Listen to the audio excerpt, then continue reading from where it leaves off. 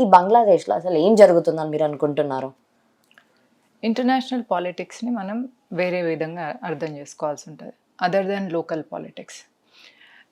For instance, అమెరికాను చూస్తే మనము ప్రపంచం మీద తన ఆధిపత్యాన్ని చూపించడం కోసం వేరే వేరే దేశాలలో అంతఃకలహాలు సృష్టించి దాని నుంచి ఆ దేశాన్ని తన దేశానికి ఒక పపెట్ నేషన్ని వాడుకోవడానికి ప్రయత్నం చేస్తుంది. ఇరాన్ ఇరాక్ మధ్యలో యుద్ధాలు పెట్టడం కానీ, పాకిస్తాన్ వంటి ఒక బిగ్గర్ కంట్రీని భారతదేశానికి ఎప్పుడు ఏదో ఒక వేలో పోక్ చేయించడం. అయితే మనం బంగ్లాదేశ్ అనగానే ఏమనుకుంటామంటే బంగ్లాదేశ్ అనేది ఒక దేశం అని అనుకుంటాం, కానీ అది ఒకప్పుడు ఈస్ట్ వెస్ట్ పాకిస్తాన్ పార్ట్ అనమాట. కాబట్టి పాకిస్తాన్ ఎట్లయితే అడుక్కదినే దేశమో బంగ్లాదేశ్ కూడా అట్లాంటిదే. కాకపోతే షేక్ హసీనా వంటి ఒక విజనరీ లీడర్ ఉండడం వల్ల కొద్ది రోజులు ఆ దేశం ఎకనామిక్లో పీక్ స్టేజ్కి వెళ్ళింది, గ్రోత్ని చూసింది. బట్ అదర్వైజ్ ఎప్పుడైనా కూడా బంగ్లాదేశ్ అన్నా పాకిస్తాన్ అన్నా రెండు సేమ్ యాటిట్యూడ్, అదే సేమ్ ఉంటుంది, వాళ్ళ నియతే అదే ఉంటుంది, వాళ్ళ అడకదిన బుద్ధి కూడా అట్లే ఉంటుంది. టమాటాల కోసం భారతదేశం కోసం వైపు చూడడం, కోవిడ్ టైంలో బికారీ అయిపోవడం, ఇప్పుడు మనం కదా బియ్యము గోధుమ పిండి పంపిస్తే అక్కడ బ్రతికే పరిస్థితి ఎట్లయితే పాకిస్తాన్లో ఉందో, అసలుగా బంగ్లాదేశ్ పరిస్థితి కూడా అదే. బట్ దెన్ షేక్ హసీనా వంటి మేబీ షీజ్ కొంచెం డిక్టేటర్షిప్ క్వాలిటీస్ కానీ అడమెంట్ ఫీచర్స్ కానీ ఆమె లోపల ఉండొచ్చు. బట్ దెన్ ఆమె డెమోక్రటికల్లీ ఎలెక్టెడ్. అవుట్ ఆఫ్ 280-290 సీట్స్లలో తను 220+ సీట్స్ తెచ్చుకుంది. అంటే ఏంటన్నట్టు, షీఈ్ అ పీపుల్స్ లీడర్. అట్లాంటి వ్యక్తిని ఒక ఇంటర్నల్గా కూడా కొన్ని యాంటీ సోషల్ ఎలిమెంట్స్ ఉంటాయి. And when it comes to an Islamic nation, compulsory ఆ దేశంలో ఇస్లామిక్ ఫండమెంటలిస్టులు ఉంటారు, అంటే మతోన్మాదులు అనేది కంపల్సరీ అండ్ ఒక పెద్ద సంఖ్యలో ఉంటారు. వాళ్ళందరికీ ఫండింగ్ ఇవ్వడం వల్ల జార్జ్ సోరోస్ వంటి కల్ప్రిట్స్ కానీ, ఫోర్డ్ ఫౌండేషన్ లాంటి ఆర్గనైజేషన్స్ కానీ ఫండింగ్ చేయడం వల్ల ఆ ఫండింగ్తోనే యాంటీ సోషల్ ఎలిమెంట్స్ స్టూడెంట్స్ని కొందరిని రెచ్చగొట్టడం వల్ల మాస్ హిస్టీరియాలో ఏమైపోతుంది అంటే సోయి ఉండదు, ఏం చేస్తున్నాం అనే సోయి లేని పరిస్థితికి వచ్చేస్తారు. దానికి తోడు మతోన్మాదం. అండ్ ఆబ్వియస్లీ ఇస్లాంకి ఉన్న మతోన్మాదం, ఇస్లాంకి ఉన్న శత్రుబోధ హిందువుల మీద ఉంటుంది. కాబట్టే బంగ్లాదేశ్లో ఈరోజు హిందువులకు అట్లాంటి పరిస్థితి వచ్చింది. ఫస్ట్ అది రిజర్వేషన్ దగ్గర నుంచి స్టార్ట్ అయింది. ఆ రిజర్వేషన్స్ గొడవ దగ్గర నుంచి అది హిందూయిజంకి డైవర్ట్ చేశారు. అంటే ఇట్లా చేయడం కరెక్ట్ అంటారా? ఎందుకనంటే అది రెండు వేరే విషయాలు. రిజర్వేషన్ అనేది వేరే విషయం అండ్ ఇక్కడ హిందూస్ అనేది వేరే విషయం. అందులో కూడా 17 crores వీళ్ళ పాపులేషన్ ఉంటే అందులో మనకి 8% ఆఫ్ పాపులేషనే ఉంది. హిందూయిజం అనేది 8% పాపులేషన్ ఉన్నారు. మరి అలాంటిది మొత్తం మైనారిటీ ఉన్న వాళ్ళ మీద లైక్ ఎట్లా అనంటే వాళ్ళ మీద అత్యాచారాలు చేయడము, కిడ్నాప్ చేయడము, ఆస్తి ఏదైతే ఉందో వాటిని ధ్వంసం చేయడం ఎంతవరకు కరెక్ట్ అంటారు? విచక్షణ కోల్పోయినప్పుడు, మతోన్మాదం అనేది నెత్తికెక్కిన తర్వాత ఎంతవరకు కరెక్ట్ ఎంతవరకు రాంగ్ అనే విచక్షణ ఉండదు. అండ్ ఎస్పెషల్లీ పాకిస్తాన్ లాంటి ఉన్మాదత్వంతో ఉన్న దేశాలలో అసలుకే ఉండదు. అందులో క్లియర్గా మైనారిటీగా ఉన్న వాళ్ళ పరిస్థితి ఎప్పుడైనా ఇట్లా ఉంటుందని తెలిసే భారతీయ జనతా పార్టీ నరేంద్ర మోదీ గారి నాయకత్వంలో సిటిజన్షిప్ అమెండ్మెంట్ యాక్ట్ని తీసుకొచ్చింది. యాక్చువల్గా చెప్తే citizenship amendment act Afghanistan, Bangladesh, Pakistan వంటి దేశాలే కాకుండా ప్రపంచం మొత్తం కూడా హిందువులందరికీ భారతదేశం ఒక ఇల్లుగా, వాళ్ళు ఎప్పుడు తిరిగి రావాలనుకున్నా కూడా వాళ్ళకి ఈ దేశం రెడీగా ఉంది, మీకోసం ఈ దేశ ప్రజలు ఉన్నారు, ఈ దేశం మీకోసం ఉంది అని చెప్పే ఒక భరోసాని ఇవ్వాల్సిన బాధ్యత కూడా భారతీయ జనతా పార్టీకి యాక్చువల్గా ఉంది. ఎప్పుడైనా మతోన్మాదం చెలరేగిపోయినప్పుడు, ఎస్పెషల్గా ఇస్లామిక్ మతోన్మాదం ఎట్లా ఉంటుంది అంటే శత్రువుని ఎట్లయినా అంటే శత్రుబోధ నేర్పించడం అనేది వాళ్ళకు ఉండడం వల్ల ఆ శత్రుబోధలో శత్రువు అనే దానికి ఒక పిక్చర్ ఉండాలి. ఆ శత్రువు అనే పిక్చర్కి ఏంటిది అంటే హిందుత్వం, ఆ హిందూ ధర్మాన్ని అనుసరించే వాళ్ళందరూ. మగవాళ్ళనైతే చిత్రహింస చేసి చంపేయడం, ఆడవాళ్ళనైతే మానభంగం చేసి అత్యాచారం చేసి క్రూరంగా చంపేయడం అనేది కామన్ అనమాట. అది మగవాళ్ళైనా ఆడవాళ్ళైనా. కాకపోతే ఇక్కడ ఆడవాళ్ళు అయ్యేసరికి ఇంకా కొంచెం షోస్న వేరేలా విధంగా ఉంటుంది. అంతే తప్ప అక్కడ ఏది కరెక్ట్ ఏది రాంగ్ అనేది ఉండదు. అండ్ ఇస్లాం ఒక ఎక్స్ట్రీమిజం, క్రూయలిటీ ఎంత దూరంగా ఉంటుందంటే వాళ్ళకు హిందువులు శత్రువులుగా ఉంటారు ఎప్పటి వరకు, హిందువు ఉన్నంత వరకు. ఒకసారి హిందువులంతా తగ్గిపోయిన తర్వాత వాళ్ళకే శత్రువులు ఉంటారు. ఇప్పుడు షియా ముస్లింలు సున్నీ మసీదులకు వెళ్ళరు, సున్నీ ముస్లింలు షియా మసీదులకు వెళ్ళరు. ఎందుకంటే మాది మాత్రమే కరెక్ట్, వీళ్ళది కరెక్ట్ కాదు అనే సిద్ధాంతంలో ఉంటారు. కాబట్టి అది ఎంత నేరో మైండెడ్గా తీసుకెళ్తుంది అంటే, హిందువులు ఉన్నప్పుడు హిందువులు రాంగ్ అంటారు, తర్వాత హిందువులు మొత్తం పోయి వాళ్ళే ఉన్నారు అనుకోండి, షియాలు రాంగ్ అని సున్నీలు అంటారు, సున్నీలు రాంగ్ అని షియాలు అంటారు.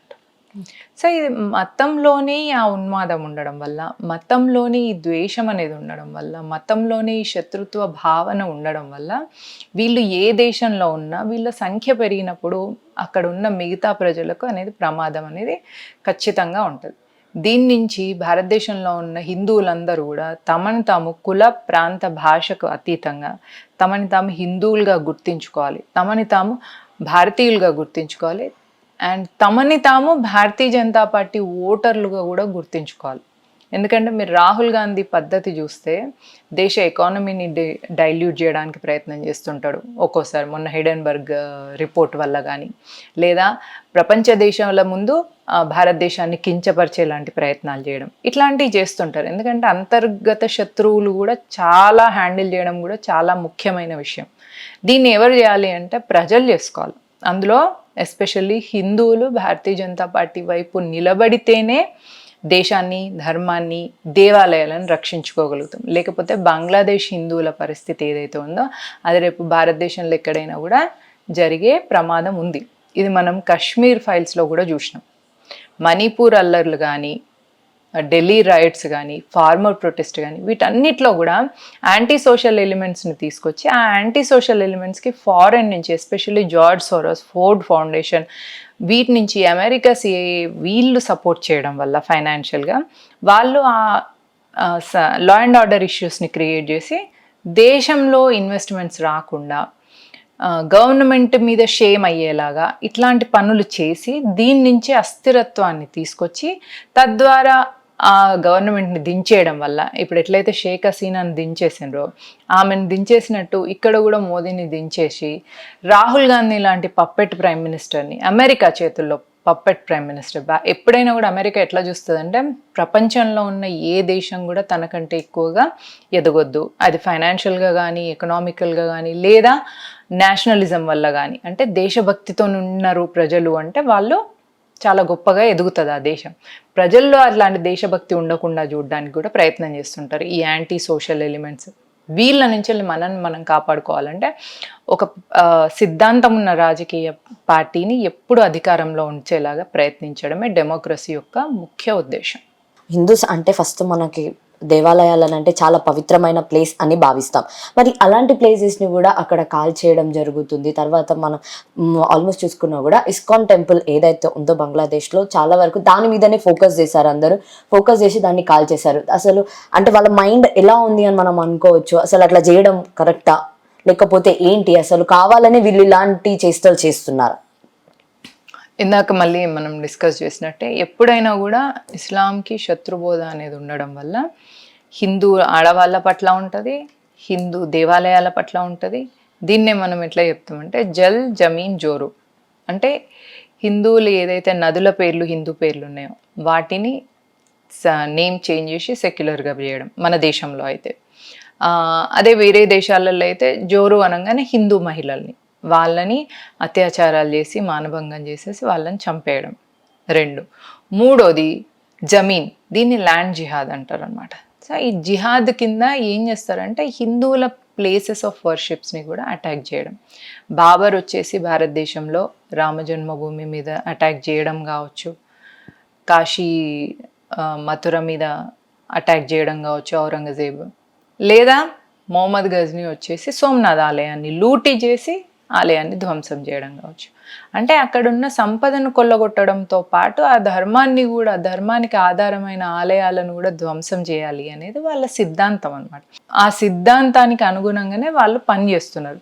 ఈ విషయాన్ని హిందువులు గుర్తించాలి.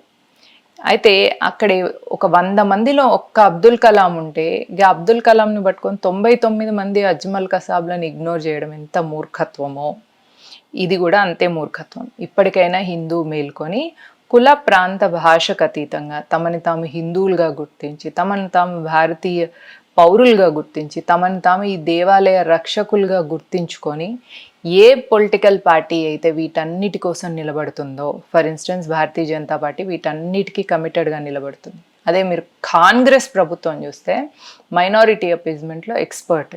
అట్లా వీళ్ళు మైనారిటీ అపీజ్మెంట్ చేసినప్పుడు వాళ్ళకి ప్యాంపరింగ్ ఎంత నెత్తి మీదకి ఎక్కుతుందంటే ఇట్లాంటి ఉన్మాదం చేయడానికి వాళ్ళకు ఆప్షన్స్ ఇస్తుంది. మనం తెలంగాణలో కూడా చూసినాం, కాంగ్రెస్ గవర్నమెంట్ వచ్చిన వెంటనే చెంగిచెర్లలో హిందూ ఆడవాళ్ళ మీద ముస్లిం మగవాళ్ళందరూ కలిసి దాడి చేసిండ్రు. ఎందుకు చేసిండ్రు? ఎందుకంటే వాళ్ళకి తెలుసు కాంగ్రెస్ ప్రభుత్వం వాళ్ళని కాపాడుతుంది అని. ఇదే మనం చూడండి, కాంగ్రెస్ ఉన్నప్పుడే ట్రిపుల్ తలాక్ బ్యాన్ చేయమని సుప్రీంకోర్టు చెప్పినా కూడా ఇగ్నోర్ చేసి ట్రిపుల్ తలాక్ని అట్లనే కంటిన్యూ చేసిండు. కాంగ్రెస్ ఉన్నప్పుడే వక్ఫ్ బోర్డు అనే ఒక దుర్మార్గమైన చట్టం వచ్చింది. మీ ఇల్లును కూడా వక్ఫ్ బోర్డు నాది అని క్లెయిమ్ చేసుకున్నదంటే మీ ఇల్లు వాళ్ళది అయిపోతుంది.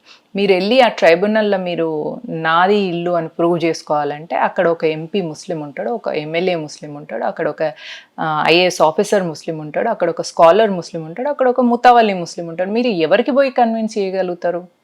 అండ్ వెరీ క్లియర్గా అక్కడ శత్రుబోధ ఉండడం వల్ల మీ ప్రాపర్టీ కూడా వాళ్ళకి వెళ్ళిపోతుంది.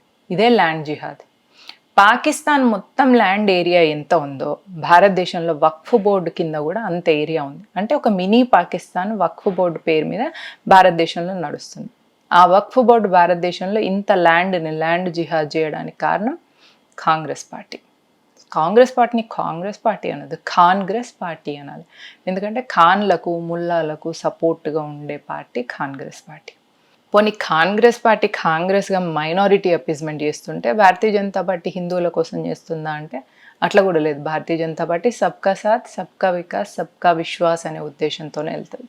ఎందుకంటే మనం మత సిద్ధాంతంలో ఎప్పుడు కూడా మన మతాన్ని అనుసరించని వాడిని శత్రువుగా చూడడం అనేది మనకు నేర్పించలేదు. శత్రుబోధ అనేది ఒక హిందువుకి తెలియదు, హిందూ ధర్మంలో లేదు, హిందూ శాస్త్రంలో లేదు, హిందూ వేదాల్లో లేదు, హిందూ సంస్కృతి లేదు, హిందూ సమాజంలో కూడా లేదు. కాబట్టి మనం శత్రుబోధన నేర్పించాం కాబట్టి మనకు అట్లాంటి ఆలోచనలు రావు.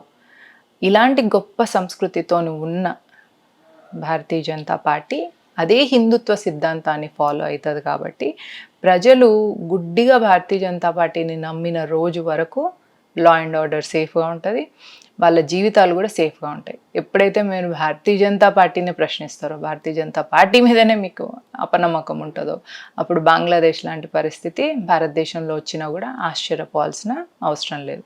ఓకే.